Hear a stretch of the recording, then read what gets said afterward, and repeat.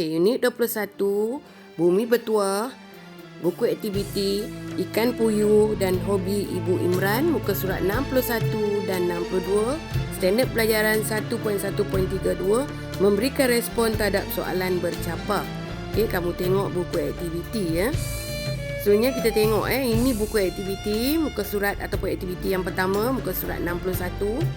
Okey, kita akan baca Ikan Puyuh. Imran mengunjungi pakciknya yang mengusahakan ternakan ikan puyuh. Pakcik Harun memberikan penjelasan tentang ternakan ikan puyuh kepada Imran. Kita tengok perenggan kedua. Ikan puyuh satu spesies ikan air tawar, bersisik keras dan bersirip tajam. Tempoh matang ikan puyuh puratannya antara 120 hingga 150 hari. Kolam ternakan yang paling baik ialah kolam tanah kerana terdapat tumbuhan seperti kiambang di dalam kolam ikan puyuh.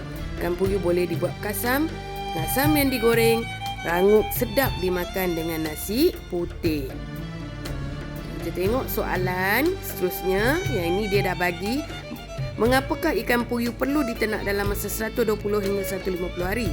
Jawapan ada, ikan puyuh perlu diternak dalam jangka masa tersebut untuk mencapai tempoh matangnya. Yang ini dah ada jawapan. Okey, dah ada.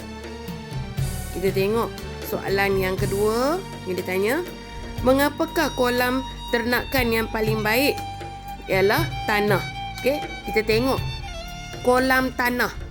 Kata kuncinya ialah kolam tanah. Kolam tanah. Okey, apa yang ada, nutrien apa yang ada dalam kolam tanah tu? Okey, ada nutrien yang menyebabkan ikan tu boleh hidup. Okey, seterusnya soalan yang kedua. Apakah tumbuhan yang terdapat dalam kolam ikan puyuh?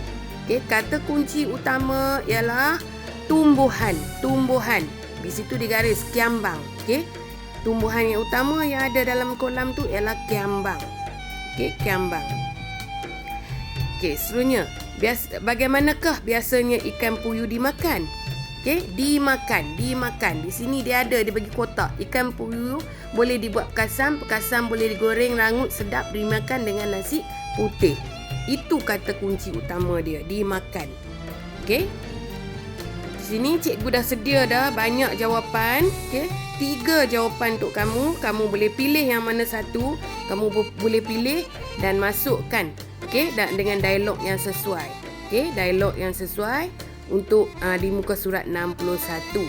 Okey, di muka surat 61. Seterusnya kita tengok muka surat 62. Okey, di situ dia ada hobi Ibu Imran, daun sirih, daun pudina, segar badan. Okey, boleh segarkan badan. Okey, kemudian kita boleh cegah bau badan, kemudian teh herba dan ulam. Okey, kita tengok soalan yang pertama. Hobi ibu kamu menanam tanaman herba dalam pasu. Apakah tanaman herba yang ditanam oleh ibu kamu? Okey, tanaman herba yang ditanam oleh ibu saya ialah sirih dan pudina. Isi nanti jawapan tu. Okey. Soalan yang kedua, apakah faedahnya kita menanam tanaman herba seperti sirih dan pudina? Okey, faedah yang dapat kita perolehi ialah kita boleh mencegah bau badan dan segarkan badan. Isi nanti, cegah bau badan dan segarkan badan. Itu jawapan dia. Okey, seterusnya kita tengok. Pada pendapat saya, menanam tanaman herba juga dapat menjimatkan. Apa pendapat kamu? Okey, kemudian apa dia jawab? Okey. Ya, saya mendapat menanam herba dapat menjimatkan perbelanjaan ke apa ke. Okey, dapat jimatkan apa, belanja ke apa ke. Okey, seterusnya dia kata, saya juga ingin menjadikan aktiviti tanaman herba sebagai hobi saya. Okey, bila orang tanya, kita akan jawab apa? Ya. Okey, ya Alia. Okey. Ya, bagus Alia, ataupun apa saja. Okey. Di sini saya dah ada 1 2 3 4 jawapan. Bermakna ada bunga, 4 kuntum bunga. Semuanya ada jawapan. Tapi tak tersusun, kamu susun sendiri dan masukkan jawapan di tempat kosong tu dengan perkataan-perkataan yang sesuai yang ada dalam muka surat 62.